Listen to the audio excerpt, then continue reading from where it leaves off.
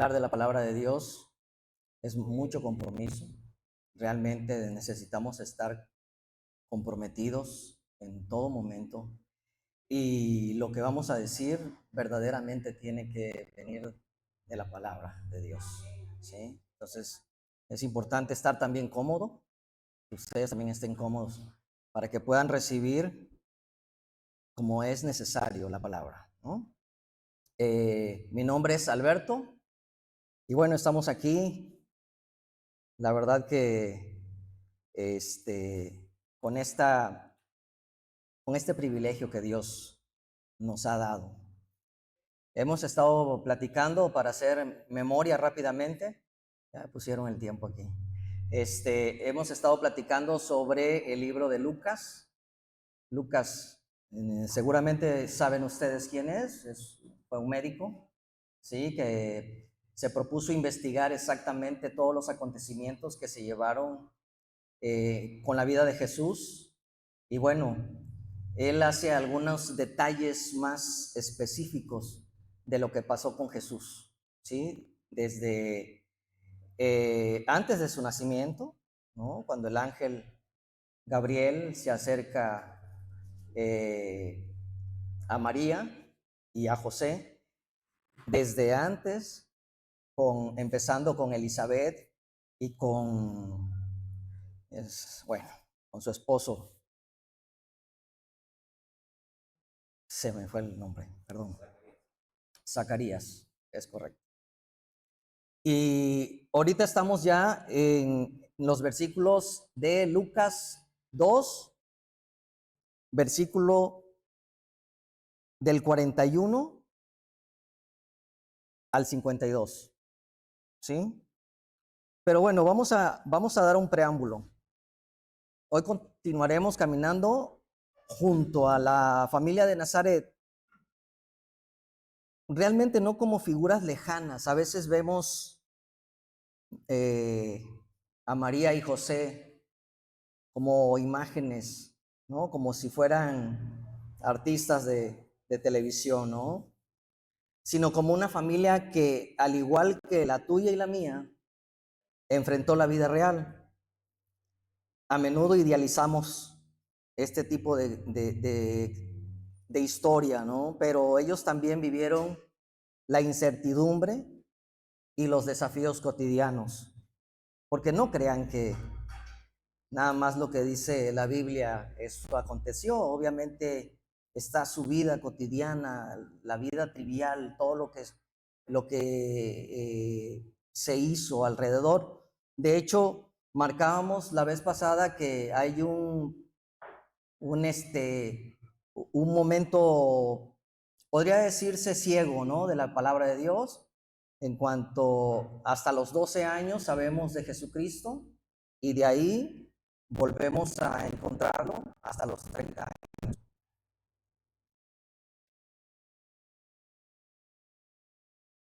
Hoy nos vamos a adentrar a un episodio que marcó profundamente el corazón de María, obviamente hablando de los versículos que les mencioné, y ustedes estoy seguro que ya saben de qué se trata, ¿no?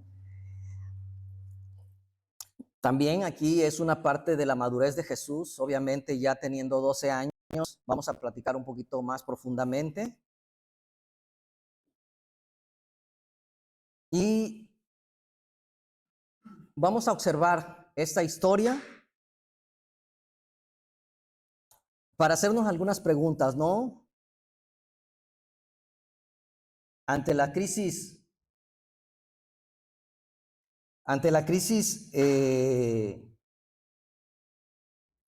crisis familiares y los imprevistos que nos suceden, ¿cómo reaccionamos nosotros?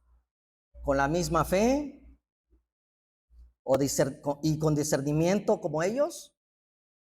Y bueno, ¿qué nos va a pedir Dios después de esto? ¿No? Quiero recalcar algo importante.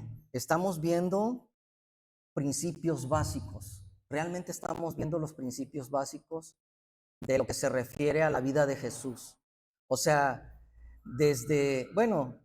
obviamente las enseñanzas vienen desde el Antiguo Testamento, Pero en este contexto vamos a ver exactamente todo lo que está alrededor de Jesús, ¿sí? Primos, tíos, papás, la comunidad y obviamente su Padre Celestial.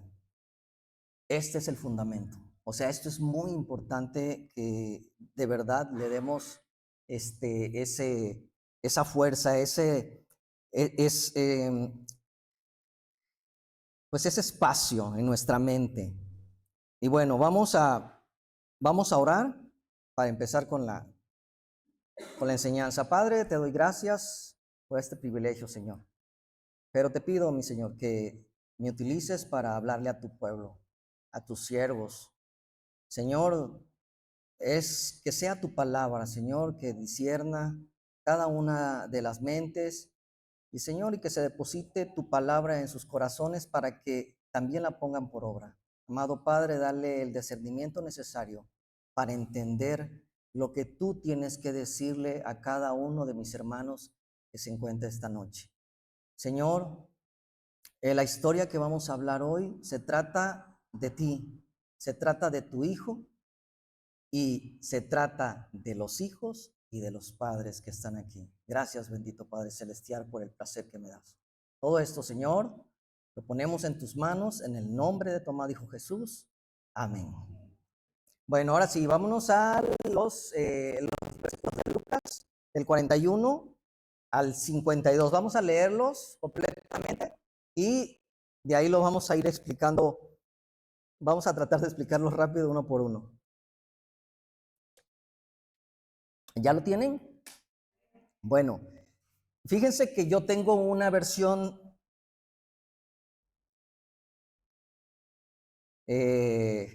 nueva versión internacional.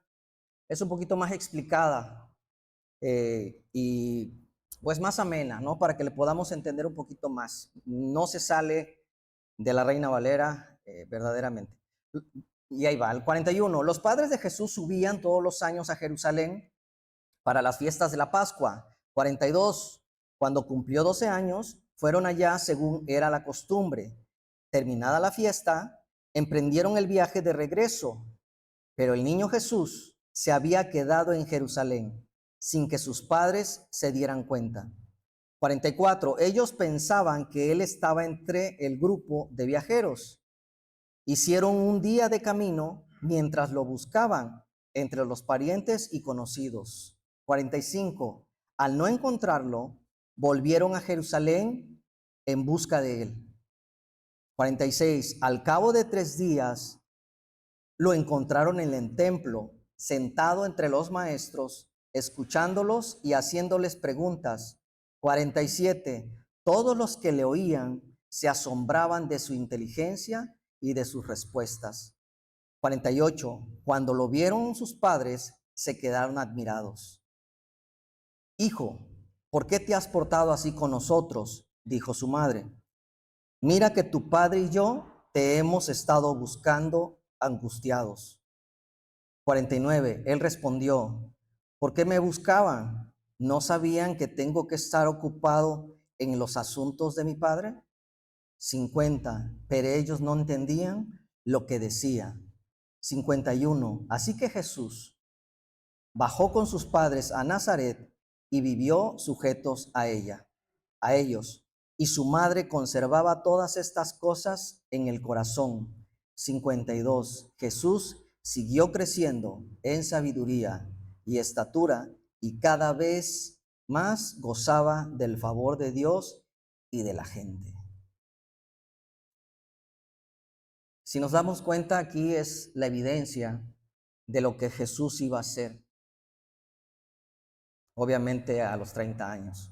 En la pasada enseñanza que di, había una pregunta: ¿dónde se evidencia que Jesús aprendió durante los años de la Biblia que no relata? Es lo que les decía, no es espacio que no se detalla en la Biblia. Dice, la respuesta está en el momento en que comienza a cumplir su propósito en la tierra.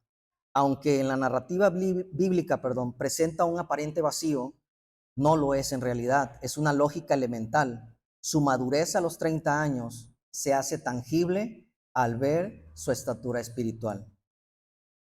Esto es lo que nos va a hacer tangible también a nosotros.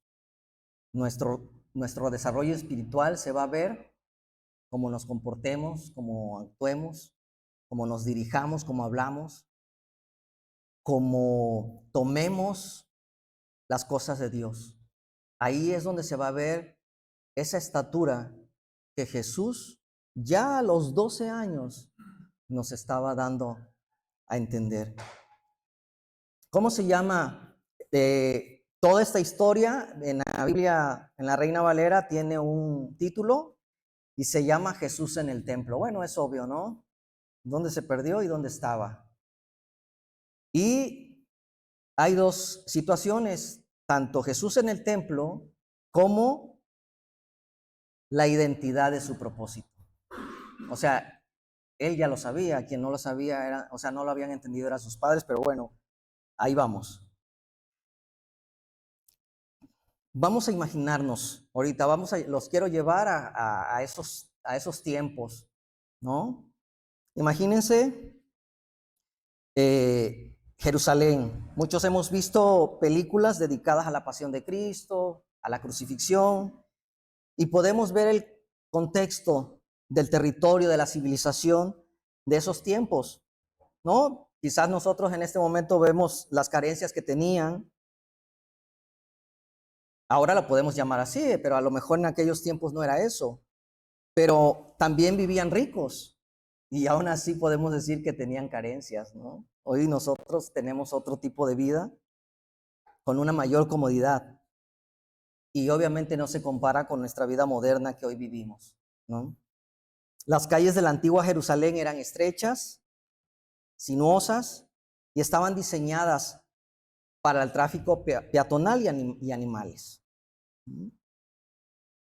El suelo pues, no era pavimentado, no era de tierra.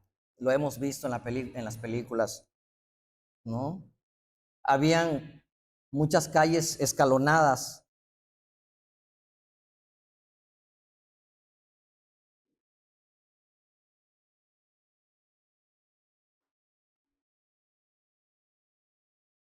O tenían pendientes pronunciadas, como aquí. Aquí hay algunas calles bastante pronunciadas. A mí me ha tocado andar por Comitán y tienen algunas calles bastante pronunciadas.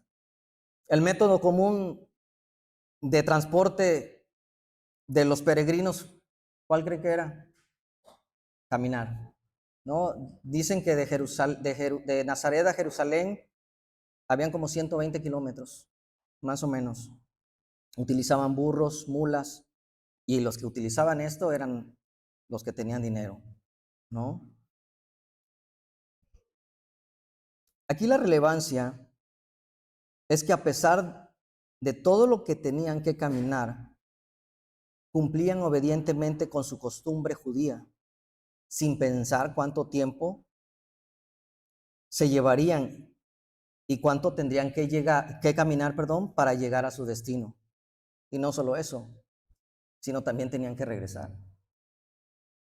Y todavía, este lo encontré ahí, y todavía hay quienes ponen cualquier pretexto para no venir a la iglesia. Ay, no, esto no iba a decirlo, pero. Ahora sigamos el relato de los versículos. Lucas 2, 41 y 42. Iban sus padres todos los años a Jerusalén en la fiesta de la Pascua, y cuando tuvo 12 años, subieron a Jerusalén conforme a las costumbres de las fiestas. Aquí se trata de los padres, si se dan cuenta. Aquí debemos enfatizar que esto no es un viaje de placer, más bien era un acto de obediencia sistémico. ¿Por qué sistémico? Porque lo cumplían cada año. Vayámonos a Éxodo 23, del 14 al 17, por favor.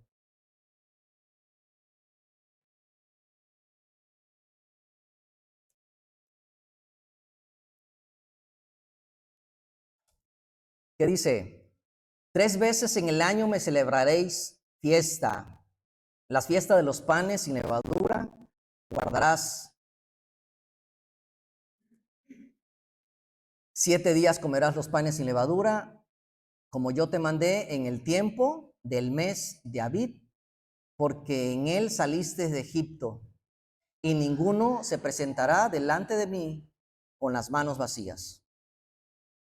También las fiestas de la siega, los primeros frutos de tus labores que hubieran sembrado en el campo, y las fiestas de la cosecha, a la salida del año, cuando hayas recogido los frutos de tus labores del campo. Bueno, ahí lo vamos a dejar.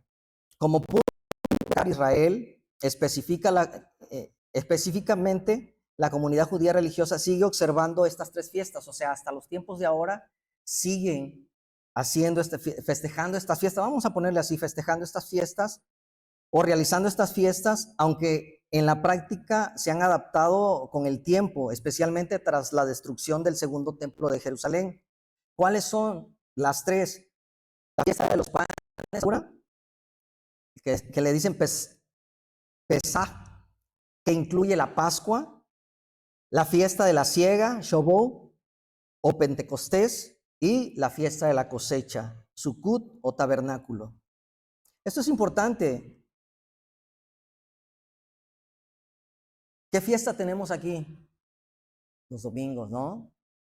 General, tenemos que venir a esta fiesta, porque es una fiesta, no es, o sea, aparte sí venimos a escuchar la enseñanza, pero verdaderamente, ¿quién no se goza en la alabanza, en la adoración? La verdad que hoy estaba yo extasiado de verdad escuchando la alabanza.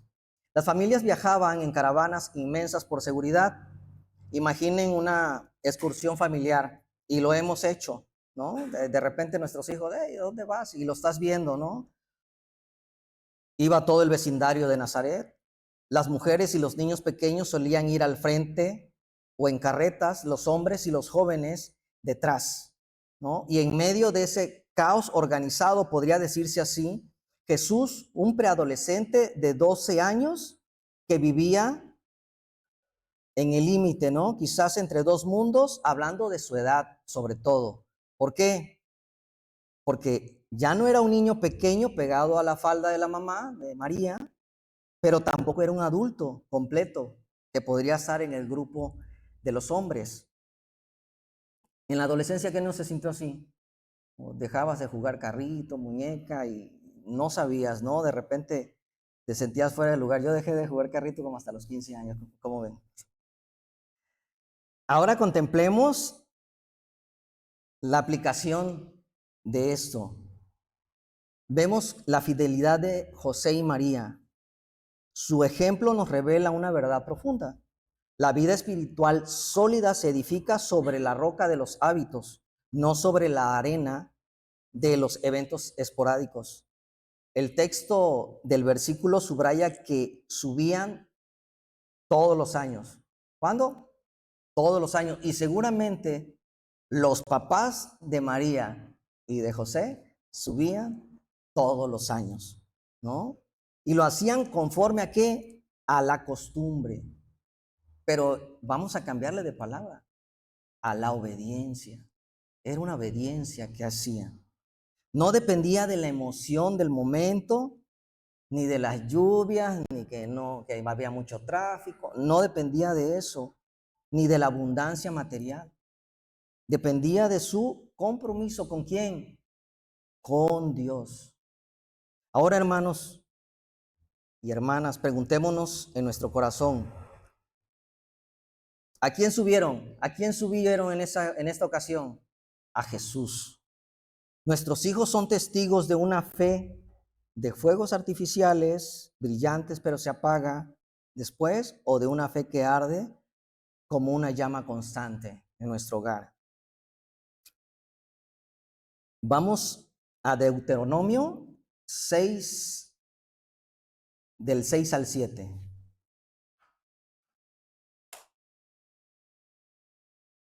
Este versículo me encanta, ¿eh?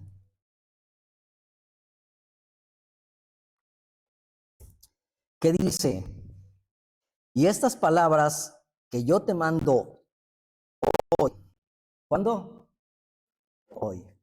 estarán sobre tu corazón y las repetirás a tus hijos y hablarás de ellas estando donde en tu casa y andando por el camino y acostar.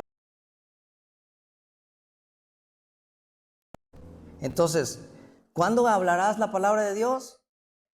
Siempre. La fe se transmite al andar por el camino, al acostarse, al levantarse. Esa costumbre santa que ustedes establecen hoy seguramente va a ser el cauce por donde fluirá la gracia de Dios mañana. Recuerden que Jesús fue a la sinagoga. ¿Conforme a qué? A su costumbre, ¿no? ¿Por qué? Porque vio las costumbres de su padre o de sus padres. Ahora vamos a los versículos 43 y 45. ¿Y qué dice? Al regresar ellos, acabada la fiesta, se quedó el niño Jesús en Jerusalén, sin que lo supiesen José y María. Y pensando que estaba entre la compañía, anduvieron camino de un día y le buscaban entre los parientes y los conocidos. Pero como no le hallaron, volvieron a Jerusalén buscándole. Ahora podemos hacer juicio sobre esto, ¿no? Aquí puse algo que a veces pasa, bueno, en algunas otras familias, ¿no? Y de repente a mí me ha pasado. Oye, ¿dónde dejaste esto? ¿No? Y de repente ya estoy acusando a mi esposa. No, es que tú lo moviste. ¿Y tú lo? Y de repente ya buscando en otro lado digo, ay, aquí está. No hace mucho me pasó. Eh, hice enojar a mi hija y al final de cuentas hice juicio contra mi hija, ¿no? Podemos echar la culpa a nuestra esposa, podemos echarle la culpa a nuestro esposo, o sea, ya estamos buscando, ¿no? Y esto puede pasar en esa historia que le pasó a José y María, ¿no? Entonces, Jesús se perdió. Y la pregunta podría ser así, ¿cómo se les pierde el Hijo de Dios? ¿No? No sé si tenían miedo por el Padre o José por María, ¿no? Quizás a veces podremos estar juzgando a José y María, pero cualquiera que haya perdido a un hijo en un supermercado por 5 segundos conoce ese frío en el estómago. ¿Qué pasó? La confianza los traicionó. Supusieron que Jesús estaba en la caravana, como a veces muchos suponemos que Jesús va con nosotros. Quisiera detenerme aquí rápidamente. ¿A quién no le ha pasado o a quién no le pasó que su hijo se le perdió en el súper? ¿Tienen historias? Nosotros también. A mi esposa una vez, a mí no me ha tocado, pero bueno, sí me tocó una vez.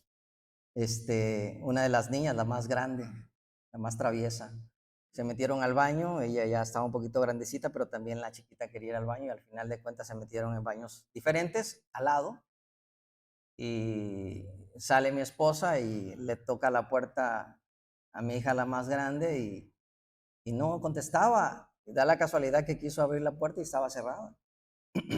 Se tuvo que agachar para ver qué estaba pasando. Su sorpresa es que no estaba ahí. Entonces agarró, obviamente, salió corriendo y estaba en una plaza y ya me la imagino. Entonces ahí le habló a un guardia de seguridad, casi hace cerrar todas las tiendas, estoy seguro que sí. ¿Y cuál fue su sorpresa? Que por costumbre, yo llegaba con ella a una, donde venden discos, Mi Shop, no sé si alguien la conoce, y tenían unos audífonos para escuchar la música, entonces te acercabas, tus audífonos Y entonces yo llegaba con ella porque a ella le gustaba mucho, bueno, hasta la fecha le gusta mucho la música. Y ahí estaba, ¿no? Gracias a Dios, pues el susto fue, como dice aquí, ¿no? Pues obviamente ahorita estamos pensando seguramente qué sintió María. Y déjeme decirle, ella fue tres veces más, ¿no? Porque fueron 3 días, ¿no? Entonces, ahora,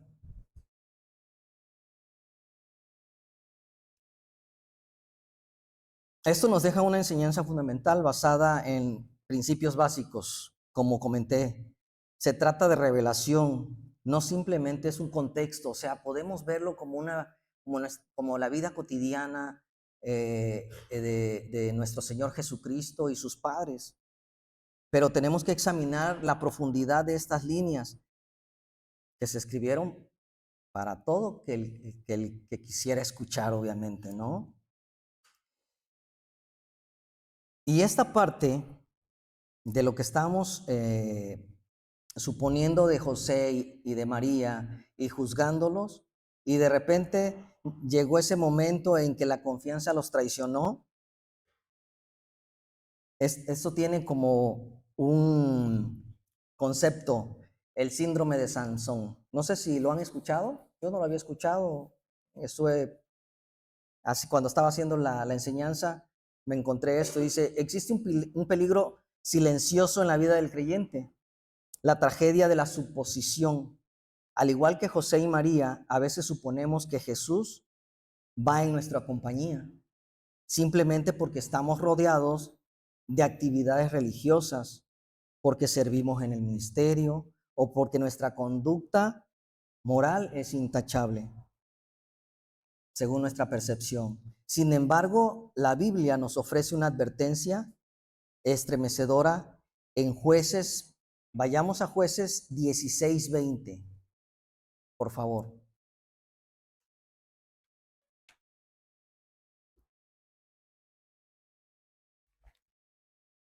Y le dijo, ¿quién le dijo? Es la que durmió a Sansón.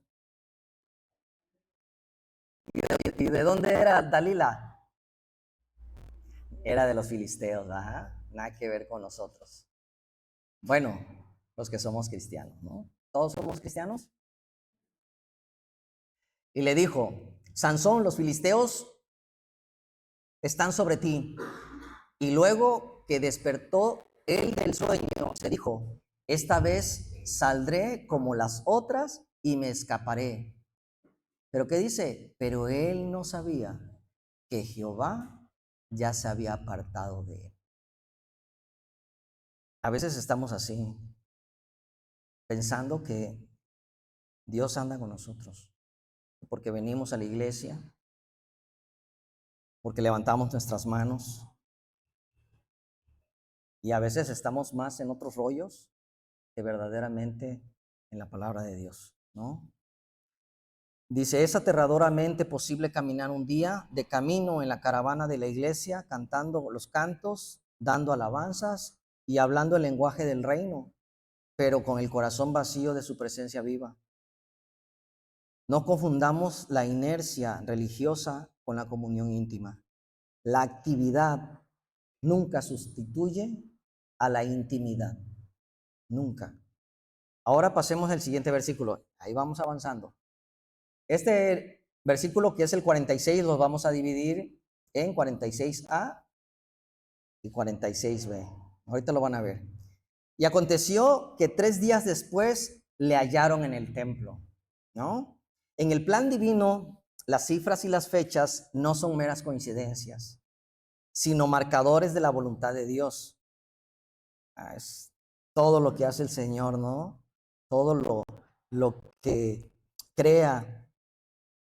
Así como ocurrió en la vida de Jesús, nada queda al azar. Cada etapa responde a un propósito superior, pues los tiempos pertenecen al Señor. ¿De quién está hablando aquí esto? De nosotros. O sea, nuestras vidas, nuestros tiempos, todo lo que vivimos no es al azar. ¿Quién tiene el control de ello? El Señor. Pero debemos, obviamente, andar en el Espíritu. Retomamos y nos vamos a detener en los 3 días. Un día de camino de ida, un día de regreso y un día buscando.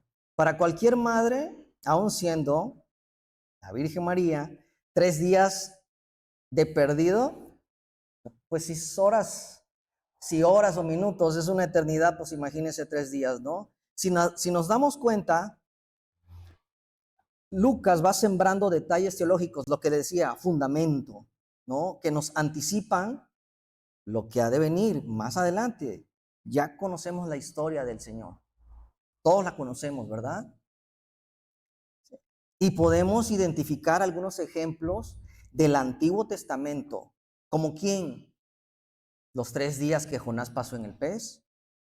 Oseas profetizó vida al tercer día. Nos dará vida después de 2 días y en el tercer día nos resucitará y viviremos delante de él. Y años más tarde hubo 3 días de angustia, que fue desde la cruz a la tumba vacía, ¿no? Esta angustia de María prefigura el dolor de la pasión, fue una pequeña muerte para ella. Fue en el acontecimiento de la pérdida de Jesús. El Señor la estaba preparando para algo más grande.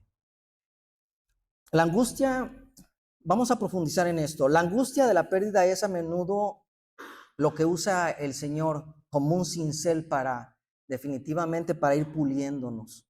Dice, para ir redefiniendo nuestro carácter.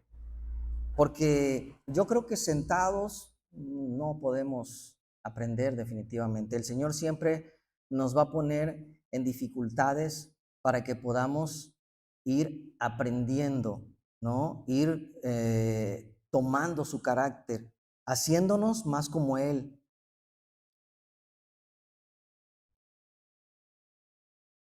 Estos 3 días sin Jesús fueron los más dolorosos para sus padres, pero también los más transformadores. Esto nos enseña que es posible que Dios guarde silencio, no porque nos haya abandonado, sino porque nos está posicionando o preparando para un encuentro mayor. ¿A quién no le ha pasado esto? Fíjense que últimamente de repente yo estoy leyendo algo de las porciones de la palabra de Dios y salimos, de repente mi esposa sale a caminar y yo hago ejercicio en la casa. Y y nos tomamos el café en la mañana y de repente, oye, fíjate que estaba pensando en esto y, ay, no me digas, yo también, fíjate que estaba yo escuchándola. O sea, cómo el Espíritu nos llama, nos habla, obviamente de alguna manera predisponiendo, ¿no? Lo que va a pasar o de lo que nos van a hablar.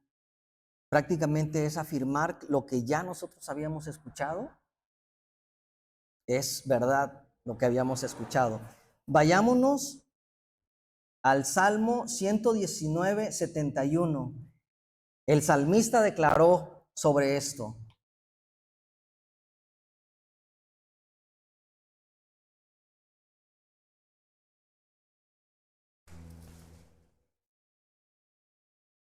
¿Ya estamos ahí? Dice, me hizo bien haber sido afligido, porque así pude aprender tus estatutos. ¿Quién dice amén ahí? ¿No? ¿A quién lo ha agarrado el Señor y le ha hecho?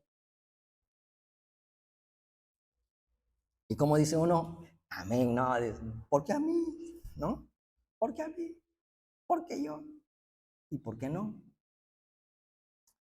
A veces necesitamos perder el rumbo de nuestros propios planes para encontrar la brújula de quién, de la voluntad de Dios. No temas a los 3 días de soledad. A menudo son el precio necesario para pasar de una relación infantil con Dios a una madurez espiritual donde Él es el centro absoluto de nuestro templo. ¿Sí? Ok. Ahorita ya vamos con el versículo 46b. Ya ven que los dividimos. ¿Y en dónde estaba el Señor? Sentado en medio de los doctores de la ley, oyéndoles y preguntándoles. A veces yo me declaro que en algún momento de mi vida era así y hoy lo controlo un poquito más. Y de repente te sientes superior a los demás en el aspecto de que tu conocimiento, sobre todo del mundo, ¿no? De lo que tú haces. A veces dices, yo soy Juan Camané y yo me la sé de todas a todas. He aprendido a ser prudente. La verdad que Dios me ha ayudado muchísimo en esa parte. Y me han pasado cosas increíbles que de verdad no queda duda de que la mano de Dios está ahí. Les voy a contar rapidísimo. Pues ya saben ustedes que yo tengo un trabajo los fines de semana y estaba yo en una oficina en financieros. De repente sucede una estructura y me mandan a archivo. Después de ser, pues yo trabajo con Excel, ser de alguna manera, tenía yo un nivel diferente, me trataban diferente, pues allá me fueron a refundir archivo, ¿no?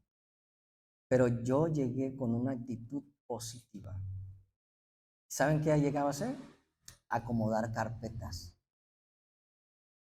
todas. Entonces, llegaba yo el sábado y había un mundo de carpetas porque es un hospital, de expedientes clínicos, y veía el escritorio llenísimo, pero cerros, 300, 400 carpetas.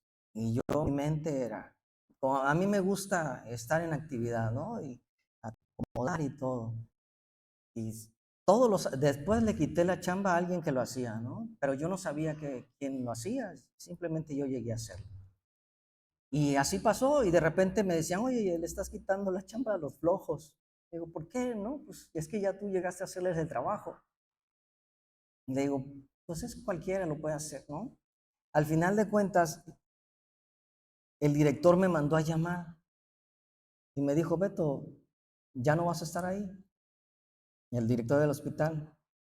¿Y por qué, doctor? Quiero que te vayas al almacén. Dice, le estás quitando la chamba a esos flojos. Dice, ya me dijeron, fíjense, yo nunca dije nada. Ya me dijeron que tú les haces el trabajo. Yo nunca le dije nada a nadie. ¿Quién se lo dijo? El Señor.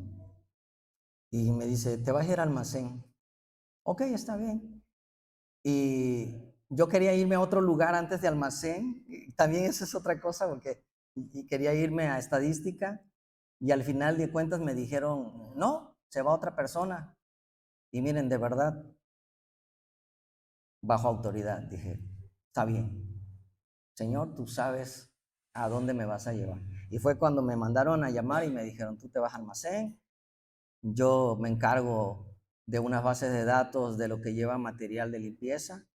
Estoy solito en un lugar, una oficina grande. Tengo mi baño a disposición, o sea, nadie me molesta. La verdad que platicándolo con mi esposa le digo, no cabe duda que es el Señor. Pero ¿saben qué? No podemos ser soberbios. Al final de cuentas, hay una palabra que dice que cuando llegues a la fiesta, ¿dónde te sientes? Atrás, ¿no? Para que el dueño de la fiesta te pase adelante. De verdad. Yo estaba súper admirado de eso. Así que son cosas que te pasan y ¿qué creen? Pues te sujetas más. ¿Por qué? Porque van a venir más cosas. Eso era chiquito. Habrán más cosas. Bueno, retomamos. Sentado en medio de precisamente por esto, sentado en medio de los doctores de la ley, oyéndoles y preguntándoles. Si lo analizamos, Jesús no estaba en el mercado viendo juguetes, obviamente porque se les había desaparecido a José y María, Y no estaban jugando a la pelota con otros niños en las plazas, estaba en el templo. ¿Por qué?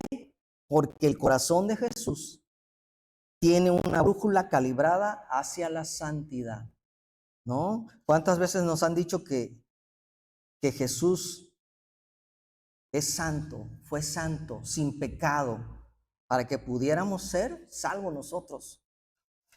El salmista David lo expresó en el Salmo 27:4, lo que hizo Jesús, si se dan cuenta.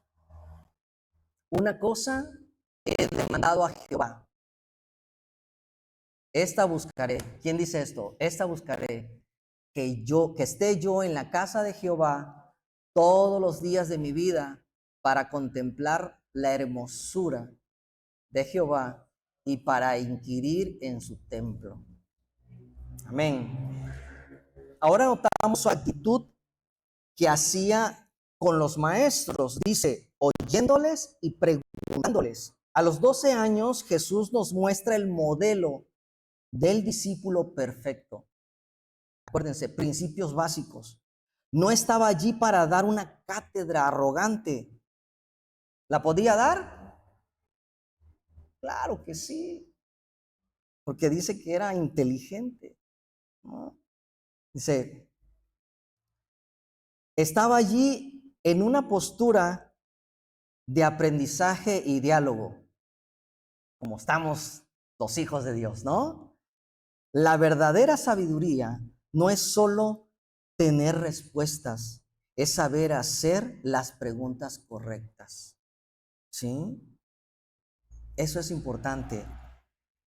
A veces nos apresuramos a decir las cosas. A lo mejor nos conocemos la palabra de Dios. A lo mejor el Señor, cómo no, nos ayuda a discernir, a interpretar y a dar un buen consejo. Lo malo es que a veces nos apresuramos a hablar de la palabra y no permitimos que a lo mejor el hermano que quisiera que oraran por él, que le hablaran, que le aconsejaran, no le permitan desahogarse, ¿no? Y hablar todo lo que tendría que hablar, ¿no? Entonces, es importante eso, saber hacer las preguntas correctas. Ahora, 47. ¿Qué dice el 47? Versículo 47. Y todos los que le oían se maravillaban de su inteligencia y de sus respuestas. ¡Wow! Fíjense que hace algunos años yo entré en el medio de un campo de ventas, es más específico de laboratorios, ¿no? Ventas de farmacéuticas. Y me tocó una capacitación. En esa capacitación habíamos como unas 100 personas y nos daban algunas como materias, y una de las materias era farmacocinética y farmacodinámica, cómo actuaba el medicamento en el cuerpo de la persona, ¿no? Y cómo el cuerpo actúa en el medicamento. Pero bueno, y de repente pues había un capacitador y nos explicaba y decía de repente alguien levantó la mano, ¿no? No, así no es, y empezaba a explicarlo. No, increíble. El muchacho, le entendíamos más al chico que al capacitador. Llegó el momento en que el capacitador dijo, ¿sabes qué? Pásale y dalo tú. Y de nosotros le pusimos Jimmy Neutron al chico, ¿no? O sea, la capacidad que tenía, sobre todo el conocimiento, pero para enseñar era increíble, de verdad que era increíble. Mira, aquí nos metemos en eso con el Señor, ¿no? Dice que estaba en una postura de aprendizaje, ¿no? Todos los que le oían se maravillaban de su inteligencia y de sus respuestas. La madurez espiritual no depende de la edad, sino del apetito. ¿De qué tienen hambre nuestros hijos hoy? Les dije que al principio de la enseñanza íbamos a hablar de los padres y de los hijos. O sea, lo que inculcaba José y María a Jesús, ¿no? Y cómo lo tomó Jesús. de entretenimiento o de propósito. Jesús estaba fascinado con la ley de su Padre. Como cristianos debemos cultivar en nuestros hogares un ambiente donde las preguntas sobre Dios sean más emocionantes que la última serie de televisión. El templo no debe ser un lugar de aburrimiento para el joven, sino el gimnasio de su inteligencia espiritual.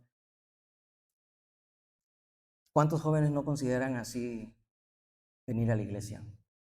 Es triste, va. De repente,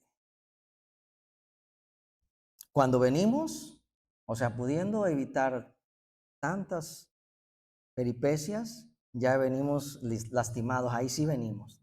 Ya llegamos y ya todos lastimados, raspados, y ahora sí, ¿no? ¿Por qué no hacerlo antes? Sobre todo con nuestros hijos. El indicador vital más preciso de un cristiano no es su asistencia, sino su anhelo, el apetito que siente por la palabra. Jesús dijo en Mateo 5:6, bienaventurados los que tienen hambre y sed de justicia, porque ellos serán saciados. Esa fascinación que Jesús sentía por la ley no era una obligación religiosa, era un deleite supremo. El peligro actual es que nuestros hijos están sacios de entretenimiento digital y también algunos adultos, definitivamente. Por lo tanto, inapetentes de la gloria divina. ¿Cuántos? había, un, había un pastor eh, cuando fue el mundial, no me acuerdo qué mundial fue, pero bueno, y México iba a jugar el domingo, como a las 12 del día, ¿no? Más o menos. Y pues nosotros siempre llegábamos a las 8 de la mañana.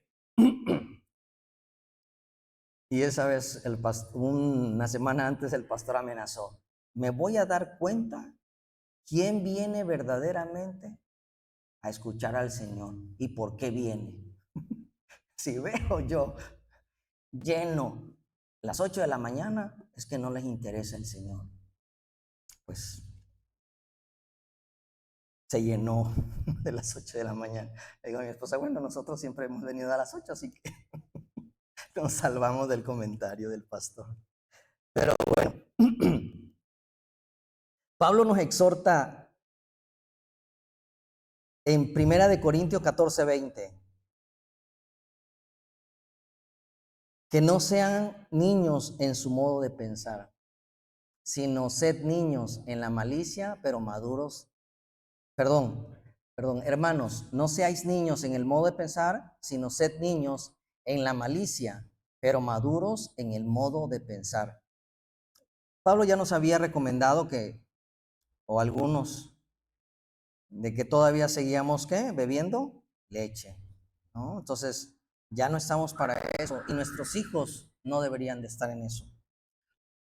Dice, el templo no debe ser un lugar de aburrimiento para el joven, sino un gimnasio donde se ejercita la mente de Cristo, desafiando a la juventud a pensar profundamente sobre su propósito en un mundo superficial.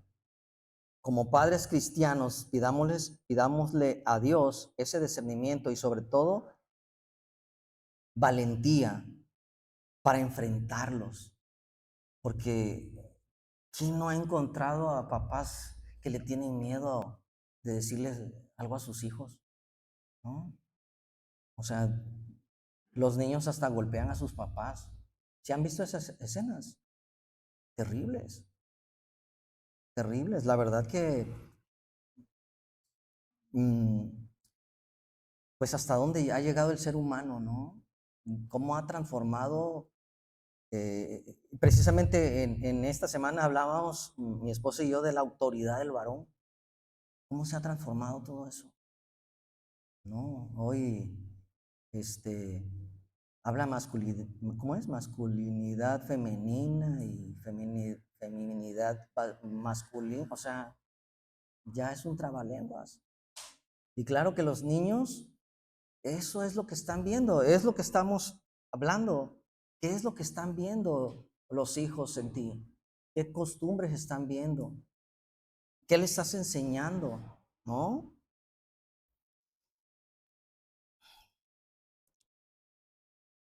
Versículo 48. Aquí entramos a la dinámica familiar más realista de la Biblia. Esto se pone bueno aquí.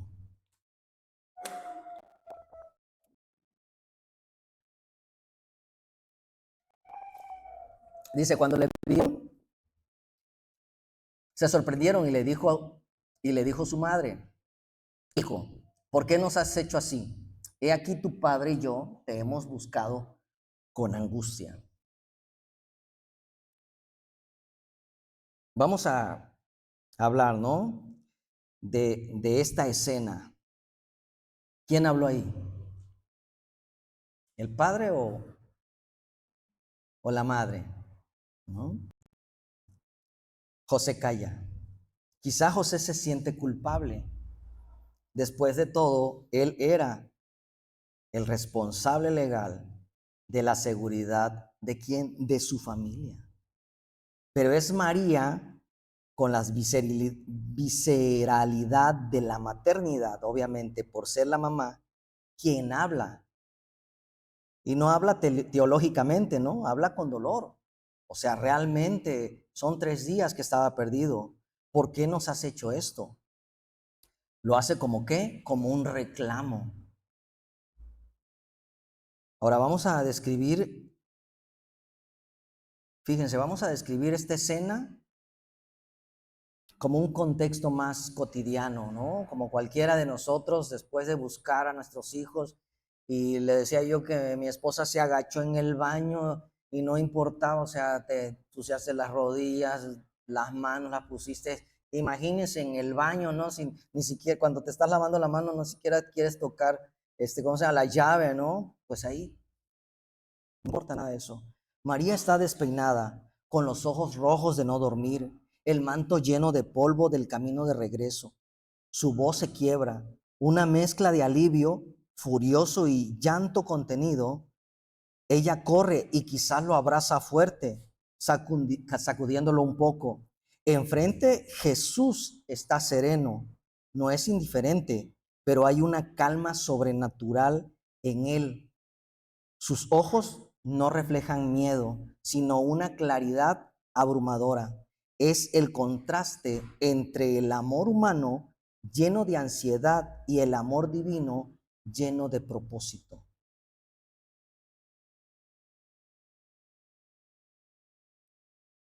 María dice, tu padre y yo, refiriéndose a José.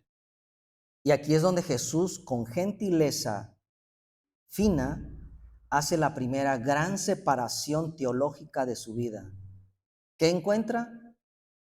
Su propósito, su identidad. Refleja la identidad sobre su relación con su padre, pero no José, con Dios. En el 49, versículo 49, entonces él les dijo, ¿por qué me buscáis? ¿No sabíais que en los negocios de mi padre me es necesario estar? Esa respuesta es radical. Jesús toma la frase tu padre, que usó María para José, y la eleva a mi padre, refiriéndose a Dios. No es una respuesta de rebeldía como adolescente que era. Jesús no está diciendo, déjenme en paz, no me entienden. No, Él está estableciendo su identidad ontológica, de dónde proviene Él. Antes de ser hijo de María y de José, Él es el Hijo de Dios. La frase en los negocios de mi padre, en el griego original, es más como en las cosas de mi padre o en la casa de mi padre. Implica una necesidad. Me es necesario. Para Jesús, estar en comunión con el Padre no es una opción, es su oxígeno, su oxígeno. ¿Quién es así? ¿Quién no puede estar sin escuchar alabanzas todos los días? ¿Quién no puede estar sin escuchar un versículo de la palabra de Dios todos los días? ¿Quién no puede estar sin ver algo de Dios todos los días? Solamente aquel que no es cristiano. Pero nosotros tenemos que estar pegados a esto. ¿Por qué? Porque debe ser nuestro oxígeno, definitivamente. 50. Y eso nos pasa a muchos, ¿no?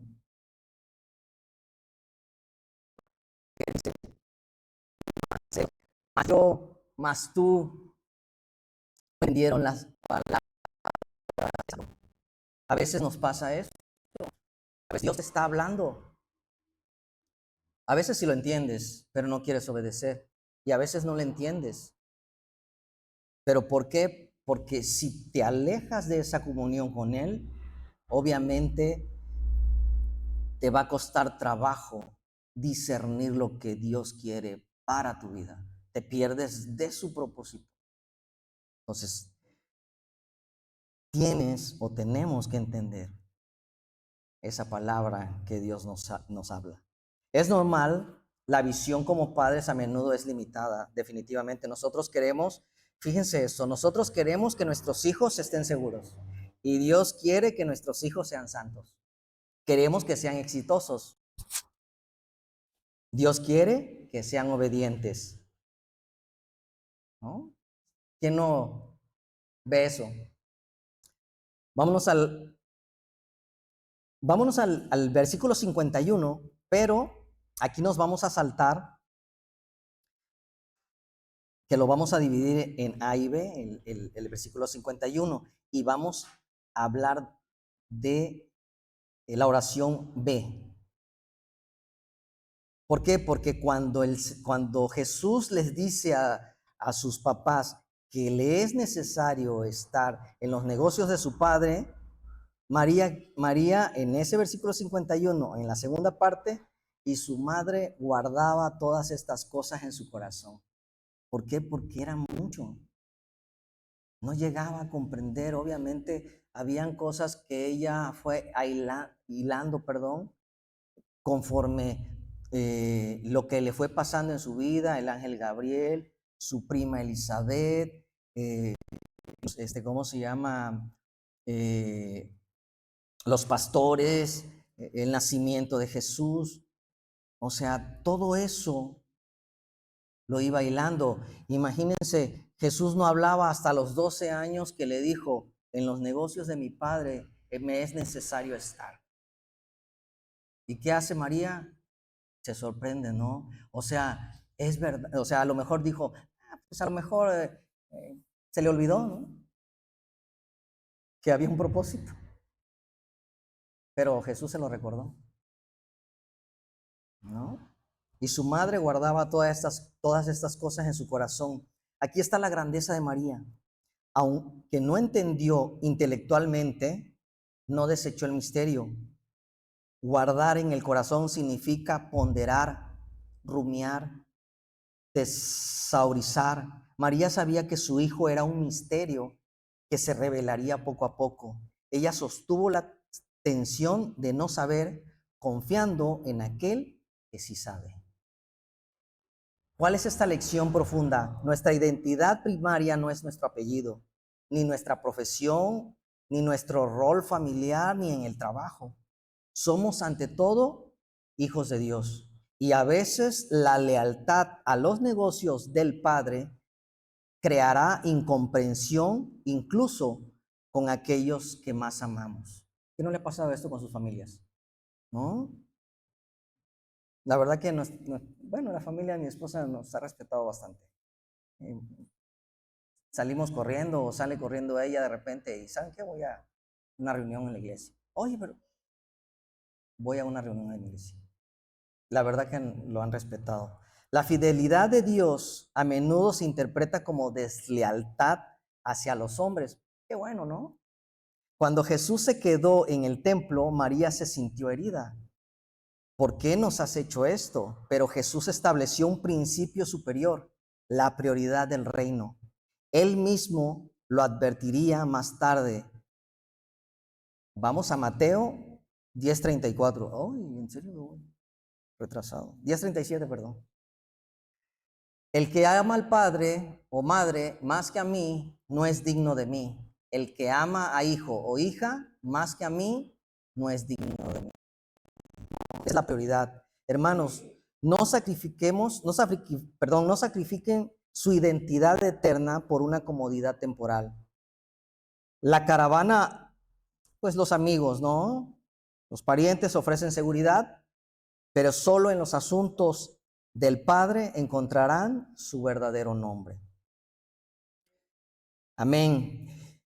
Y el 51a dice, y este es un punto más escandaloso. La verdad que cuando yo lo leí,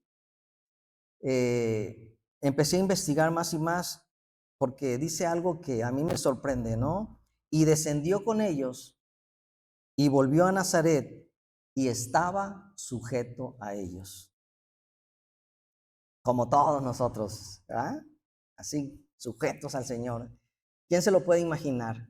El creador del universo, el verbo que hizo las galaxias, aquel que acababa de asombrar a la con teología más grande de Israel, a los maestros de la ley, vuelve a Nazaret y se sujeta a un carpintero y a una joven madre.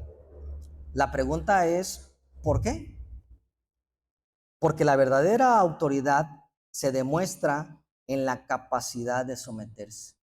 Fíjense que hemos estado hablando últimamente de todas las enseñanzas que ha dado el pastor Manuel, de servidores. Estamos escuchando también al pastor Rubalcaba. Y una de las situaciones que siempre ha pasado es pues que nos dicen, ¿no? Nos enseñan la sujeción a nuestras autoridades, estar sujetos, sometidos. Pero esa es una voluntad, como el ser esclavos del pecado o ser esclavos del Señor, ¿no? Entonces, ¿de quién quieres ser esclavo? De esto mismo. O sea, tenemos que estar sujetos en lo correcto. Dios hará lo que sigue. Dice Filipenses 2:5, haya pues en vosotros este sentir que hubo también en Cristo Jesús. Se despojó a sí mismo tomando forma de siervo. O sea, si lo hizo Jesús, ¿no? Ya vamos a terminar. La sumisión no es una debilidad. Fíjense, es un poder bajo control. Si Jesús, siendo Dios, se sujetó a padres humanos imperfectos, ¿cuánto más nosotros? Jóvenes, no pueden decir que aman a los negocios de su Padre Celestial si no respetan a sus padres aquí en la tierra. La espiritualidad que no te hace mejor hijo, la espiritualidad que no te hace mejor hijo, mejor estudiante o mejor empleado, es una espiritualidad falsa. No podemos andar hablando, soy cristiano, y no nos sometemos a nuestra autoridad, de la iglesia sobre todo. La vida oculta de Jesús en Nazaret durante los siguientes 18 años validó la vida cotidiana como un lugar santo. Y llegamos al versículo 52 y son las 4 áreas del crecimiento integral de Jesús. Nos vamos rapidísimo. Dice, y Jesús crecía en sabiduría y en estatura y en gracia para con Dios y los hombres. Aquí tenemos el modelo perfecto de desarrollo humano. No podemos ser cristianos tercos, solo intelecto, ¿no? Ni cristianos místicos, solo espiritual. Jesús creció en 4 dimensiones: sabiduría intelectual, mental, no solo conocimiento, sino la aplicación de la verdad a la vida. Jesús estudió, observó y aprendió. Estatura, físico. Jesús cuidó su cuerpo, trabajó, comió y descansó. Nuestro cuerpo es el templo del Espíritu Santo. ¿Cuántas veces no nos han dicho? Gracia para con Dios es lo espiritual. Una vida, uy, esto nos pegó el otro día el pastor, una vida de oración y comunión vertical creciente. Ahí ustedes vayan palomeando. Gracia para con los hombres. Ay, aquí. Bueno, no era el ermitaño raro, sabía relacionarse, tenía favor con la gente, era agradable convivir con él. ¿Quién cree eso? Yo también creo eso. Yo no, el otro día le platicaba a mi esposa que yo no creo ¿cómo se llama? Creo que se los comenté en la enseñanza pasada. Yo no creo en un Jesús así como nos los pasaban en las películas, ¿no? Todo serio y todo seco. Tampoco creo en un Jesús relajista, como en algunas películas lo ponen. Pero yo siento que él se acomodaba en los momentos y en los tiempos. Si no, los niños ni se hubieran acercado a él, le hubieran huido, ¿no? O sea, yo pienso que era una persona que tenía favor con la gente, era agradable, y me imagino que ese espíritu, bueno, si no le vamos a preguntar a la señora que le tocó su manto y qué pasó. Llamado para los padres, con eso terminamos. Hoy les invito a dejar de criar a sus hijos solo para que sobrevivan en la caravana de la sociedad, de todo lo que está pasando. Dejen de obsesionarse solo con su estatura, con su sabiduría. Estamos facilitando que crezcan, es la pregunta, perdón, ¿estamos facilitando que crezcan en gracia como para con Dios? ¿O también somos esa piedra de tropiezo para ellos? Porque a veces somos eso, piedra de tropiezo para ellos, imagínense. Entonces, ese es el llamado. ¿Qué ejemplo estamos dando a nuestros hijos? Para que nuestros hijos sigan ese ejemplo para sus hijos. Amén.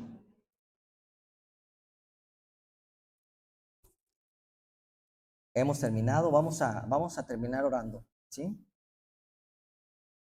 Bueno, Padre, te damos gracias, Señor, por este tiempo. Tu palabra, Señor, es profunda siempre y una cosa nos lleva a la otra porque es interminable, ilimitada. Así como eres tú, Señor, tú eres el alfa y el omega, el principio y el fin. Tú no tienes, Señor, tiempo, eres atemporal. Y tu palabra, Señor, puede leerse 1000 veces y siempre será diferente, porque tú descubres nuestra necesidad. Tenemos necesidad de ti, Señor, para ser como Jesús, obediente, observadores y aprendiendo y sobre todo, Señor, sujetándonos. Así como Jesús se sometió a sus padres, ayúdanos, Señor, a someternos a ti. Danos una voluntad con sabiduría para poder hacer tu propósito. No nos sueltes, Señor. Al contrario, Padre, sujétanos más. Ayúdanos a ver el propósito que has puesto en nuestras vidas para poder servirte con agrado y venir a tu templo, alabarte y adorarte siempre, sin presión, sin que vengamos a fuerzas, sino al contrario, Señor, que ese día que es para ti sea con total agrado, con una voluntad de venirte a dar gracias, porque solamente tú, Padre, te la mereces. Todo esto, Señor, te lo pedimos en el nombre de tu Hijo amado Jesús. Amén y amén.